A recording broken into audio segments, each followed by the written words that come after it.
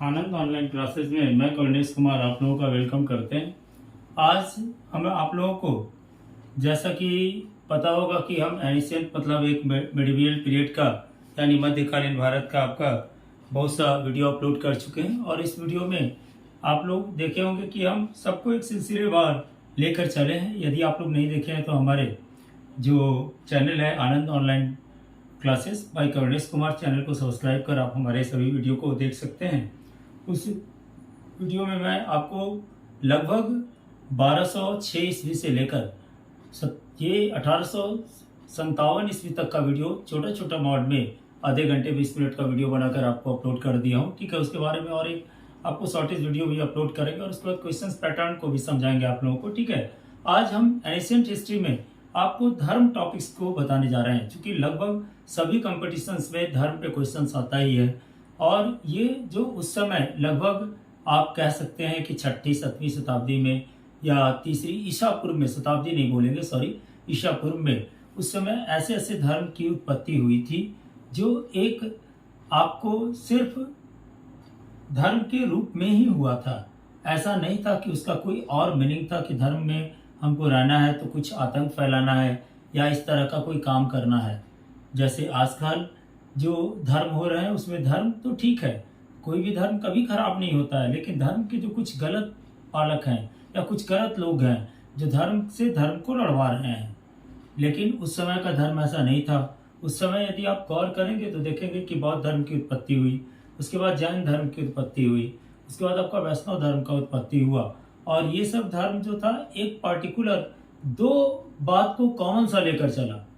पहला तो जो भी धर्म के संस्थापक हुए वो किसी राजे महाराजे के वंशजों से मिलते जुलते थे। जैसे बौद्ध धर्म के संस्थापक सुधोधन जो थे कपिलवस्तु के ये पुत्र थे, तो उनकी क्या तो राजकुमार हुए, तो वो भी आपको क्या बने, भगवान बुद्ध बने। उसी तरह से देखेंगे वहाँ भी ये आपको जैन धर्म के बारे में भी देखेंगे तो वहाँ पे भी वही बात देखेंगे। और जितने भी धर्म के बारे में देखा जाएगा तो ये एक कॉमन सा चीज मिलेगा। ठीक है, अब दूसरी बात जो होती है वो धर्म का एक कॉमन सा बात है अनिश्वरवाद। ये कॉमन सा बात बौद्ध धर्म और जैन धर्म दोनों में नजर आता है।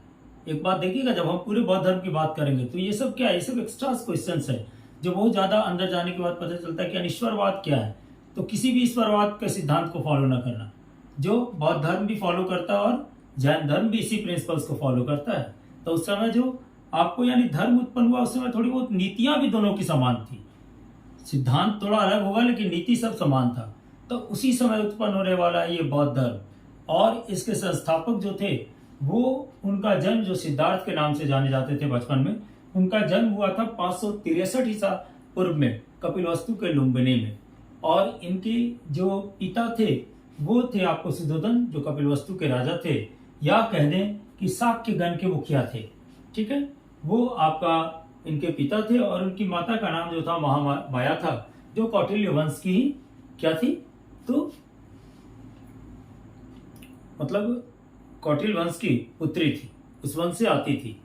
अब यहाँ पे दूसरी बात जो एक नजर आ रहा है, जो आप देखे होंगे कि जब इनका जन्म हो रहा था, किनका, तो सिद्धार्थ की जन्म हो रही थी, तो उसी समय प्रसव पीड़ा के कारण हमारा जो महामाया, जो इनकी माँ महामाया होती है, उनका निधन हो जाता है। और उसके बाद उनके पिताजी यानी सुधोधन उनकी मौसी यानी राहुल की मौसी यानी अपनी साली से शादी कर लेते हैं। और वो जो थी वो कौन थी, तो प्रजापति गौतमी जो थी वो मौसी थी, जिससे इनकी साथ मतलब इनके पिताजी शादी करते हैं और इनकी सौतेली माँ बनती है और उन्हीं के यानी प्रतिपालक माँ के रूप में जाना जाता है।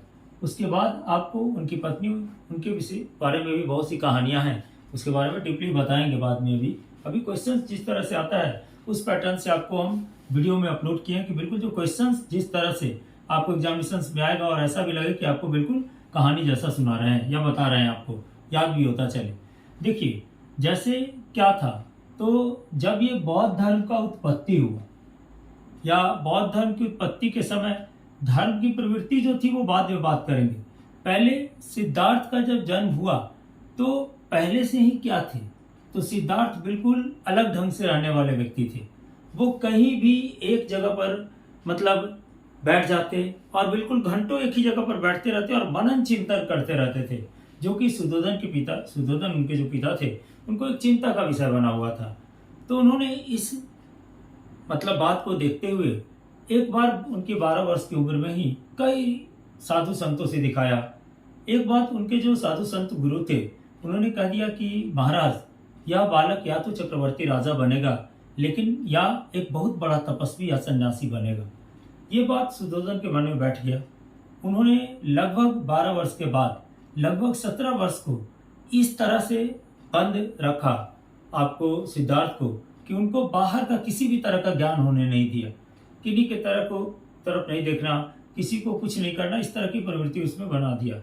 और ये प्रवृत्ति जब बना तो आपको भगवान बुद्ध जब बचपन में थे तो इस प्रवृत्ति को तो अनुपालन चला।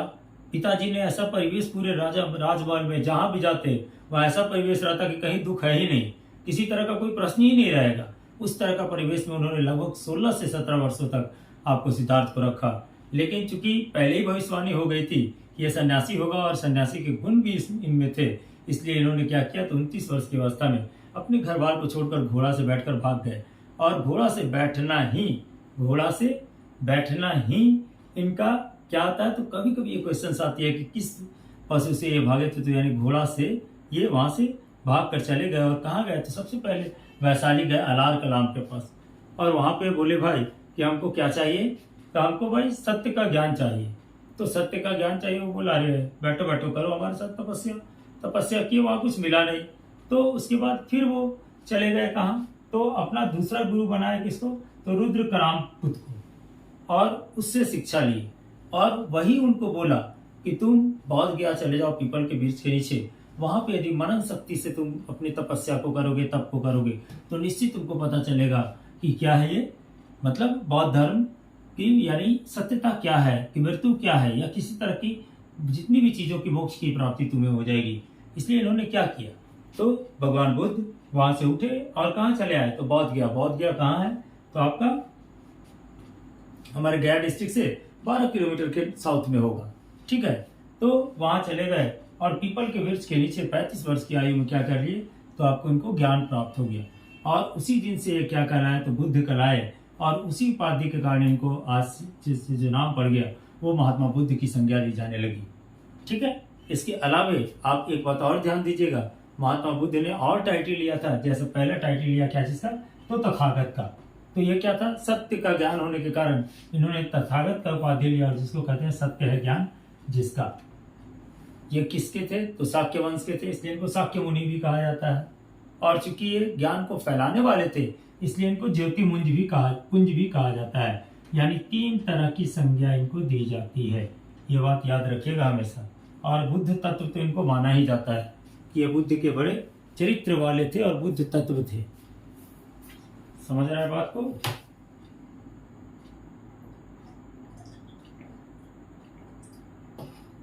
जब घर बार छोड़ दिए थे और गए अलार कलाम के पास, तो वहां पे उनके साथ बहुत अजीब अजीब घटना हुई, जिसके कारण वो लगभग 1.5-2 बरस तक इधर उधर करते रह गए थे। इसके बाद जाकर के वो कम से कम दीक्षा लिए और पीपल के वृक्ष के नीचे 7-8 महीने तक पूरा कठोर तप किए थे। और कठोर तप करने के बाद इनको ज्ञान का प्राप्त हुआ था। और इन्होंने सबसे अपना पहला उपदेश जो ज्ञान प्राप्त होने के बाद सारनाथ में जाकर के दिए, ये भी बहुत इंपॉर्टेंट क्वेश्चन है। उसके बाद इन्होंने, और वो भी किस भाषा में, तो पाली भाषा, चूंकि बौद्ध धर्म का जो था भाषा वो क्या था, पाली भाषा था, ये भी याद रखिएगा हमेशा। प्रिय शिष्य कौन थे इनका, तो इन्होंने अपने प्रिय शिष्य आनंद को बनाया। उसके बाद आनंद की भी मृत्यु हो जाती है, तब इन्होंने अंतिम उपदेश देते हुए सुभद्र को अपना शिष्य बनाया था। सर्वाधिक उपदेश इन्होंने अपने जीवन काल में कहा दिया, तो श्रावस्ती में दिया, जो कौशल गणराज्य में आता था। ये इनकी सबसे बड़ी बात थी, वहां बराबर हो जाते थे उपदेश देने। अब इन्होंने क्या बोला, तो देखिए सत्य की खोज किया, तो इन्होंने 4 सत्य बनाया। पहला क्या, तो दुख, तो दुख होना भी एक सत्य है, ठीक है।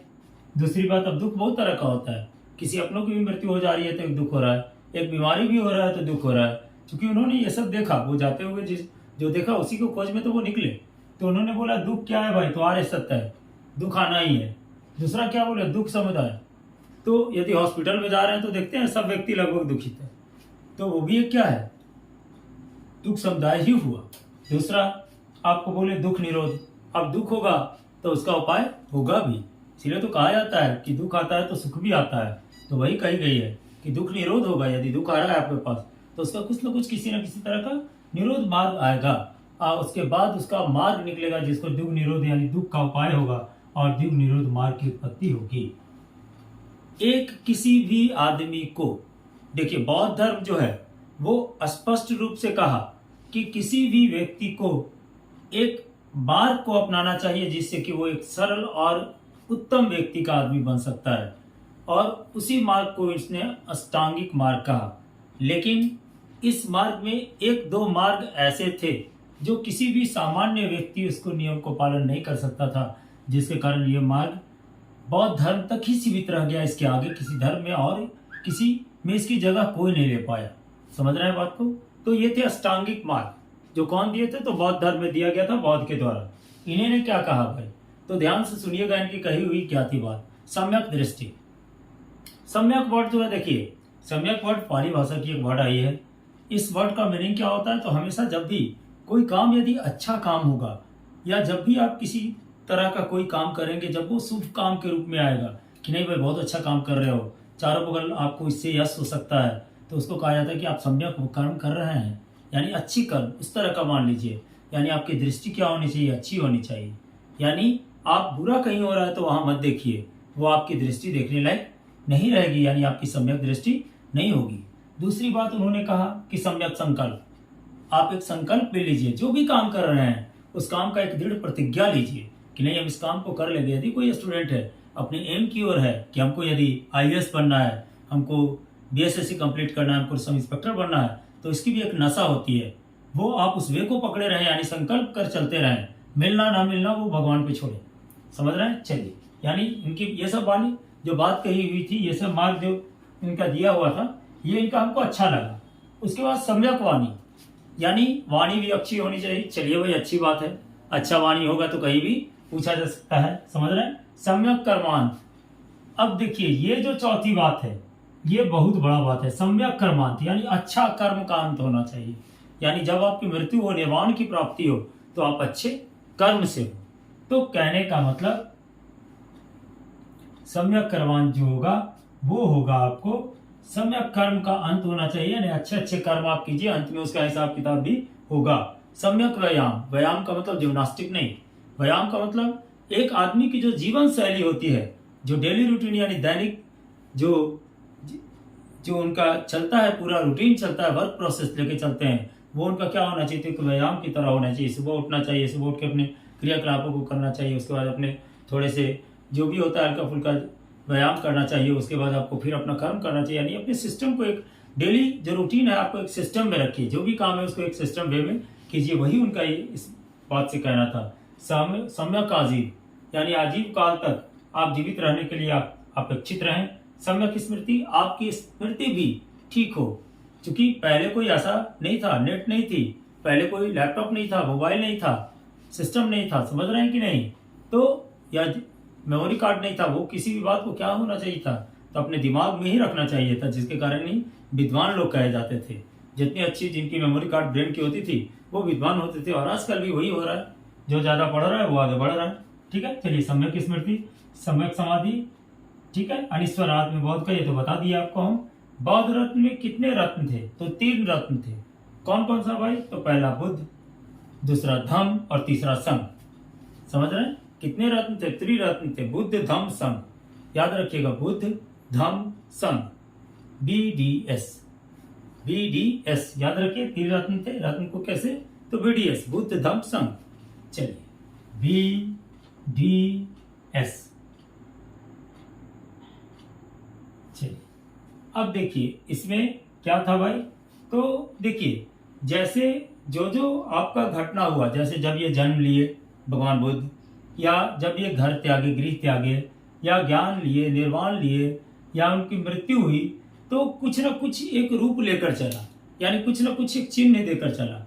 जैसे जन्म का प्रतीक क्या होता है? तो कमल का फूल। यदि कमल है और साड़ है तो समझिए आपकी बहुत अच्छी, मतलब जन्म की प्रतीक। कोई भी आदमी आशा करता है कि कोई आदमी जन्म ले तो बहुत ही कोमलता के साथ जन्म ले और साथ में उसकी जो बाहुशक्ति हो बहुत बड़ा हो, यानी साढ़ की जैसी हो। इसलिए जो इनका जन्म था उनका प्रतीक दिया गया कमल का फूल, कमल एवं साढ़। चूंकि ये घर छोड़ते वक्त घोड़ा पे भागे थे, इसलिए इसका प्रतीक दिया गया घोड़ा। ज्ञान पीपल के पेड़ के नीचे हुआ, इसलिए इसका प्रतीक दिया गया पीपल। निर्वाण में पद चिन्ह रखा गया, इसीलिए उनको कहा गया निर्वाण में पद चिन्ह। और मृत्यु के बाद इन्होंने कहा था कि मेरे मृत्यु पर एक स्तूप का निर्माण कर देना, तो इनको स्तूप को क्या कहा गया, तो इनके मृत्यु के जगह पर जो स्तूप बनाई गई उसको क्या कहा गया, तो स्तूप का ही उनको दे दिया गया प्रतीक। अब बात करेंगे, अब जो बात करेंगे वो इसमें से बराबर क्वेश्चन आता है बौद्ध संगीति का आयोजन। चूंकि देखिए अभी तक 4 बौद्ध संगीति का आयोजन हो चुका था इस समय के काल में, जिसमें सबसे पहला जो हुआ था वो आपको अजातशत्रु के शासनकाल में हुआ था, दूसरा कालाशोक के शासनकाल में हुआ था, तीसरा अशोक के शासनकाल में हुआ था, और चौथा जो था वो आपका कनिष्क के शासनकाल में हुआ था।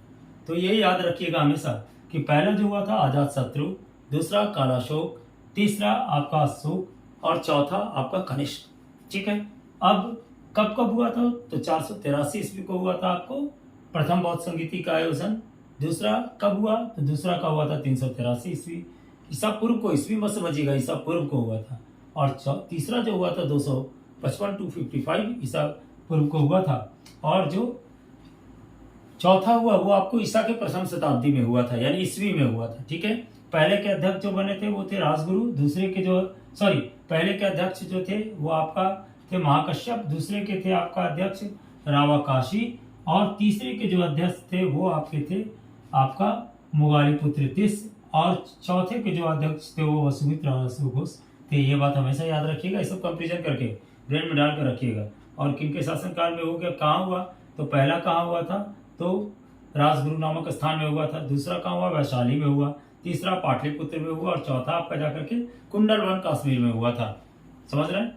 अब एक बार फिर से देखिए, जो हम आपको बात बताया वो सब यहाँ पे लिखा हुआ है कि महापरिनिर्वाण। एक बात और बताना आपको भूल गए, देखिए इनका जन्म भी गुरु वैशाख पूर्णिमा को हुआ था, मृत्यु भी वैशाख पूर्णिमा को हुई थी, ज्ञान की प्राप्ति भी वैशाख पूर्णिमा को हुई थी।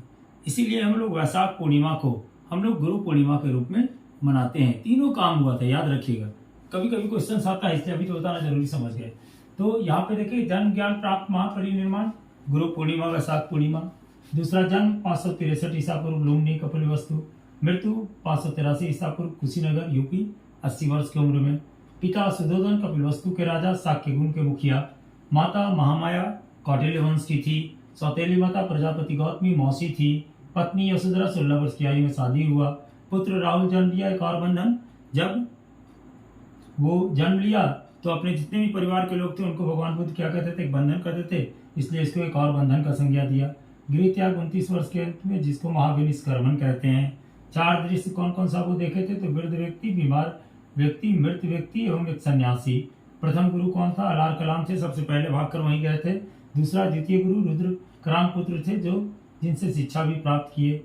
ज्ञान की प्राप्ति बौद्ध गया में हुआ 6 वर्ष के पश्चात 35 वर्ष की आयु में पीपल वृक्ष के नीचे। उसके बाद बुद्ध क्या हो गए, तो उस दिन से ज्ञान प्राप्त होने के बाद से वो बुद्ध तत्व कहलाने लगे, यानी बुद्ध का टाइटल लेकर चलने लगे। उसके बाद उनको क्या टाइटल लिए और क्या लिए, तो तथागत लिए, यानी सत्य है ज्ञान जिसका, जिसके पास सत्य का ज्ञान है वो तथागत है। शाक्य मुनि उपाधि लिए आपको। उसके बाद ज्योति पुंज की उपाधि इन्होंने लिया। प्रथम उपदेश सारनाथ में दिया, पाली भाषा में दिए थे उपदेश। ऐसे भी बौद्ध धर्म का भाषा जो था पाली भाषा था। प्रियसी सानंद थे, सर्वाधिक उपदेश श्रावस्ती में दिया। अंतिम उपदेश सुभद्र शिष्य को दिए। 4 आर्य सत्य उन्होंने बताया, दुख समुदाय, दुख निरोध और दुख निरोध मार्ग, अष्टांगिक मार्ग, सम्यक दृष्टि, सम्यक संकल्प, सम्यक वाणी, सम्यक कर्मांत, सम्यक स्मृति, सम्यक समाधि, अनिश्वर सम्यक समाधि, सम्यक आजीव, सम्यक व्यायाम। समझ रहे हैं। उसके बाद अनिश्वरवाद, दोनों का ही लक्ष्य था बौद्ध या जैन धर्म का। बौद्ध धर्म के त्रिरत्न बुद्ध, धम्म और संघ। संघ में सदस्य बनने के लिए न्यूनतम आयु 15 वर्ष, याद रखिएगा इसको। इसके बाद इनका घटना जो था, एक प्रतीक दिया गया। जन्म के समय को क्या दिया गया, तो कमल एवं साढ़। गृह त्याग के समय में घोड़ा दिया गया।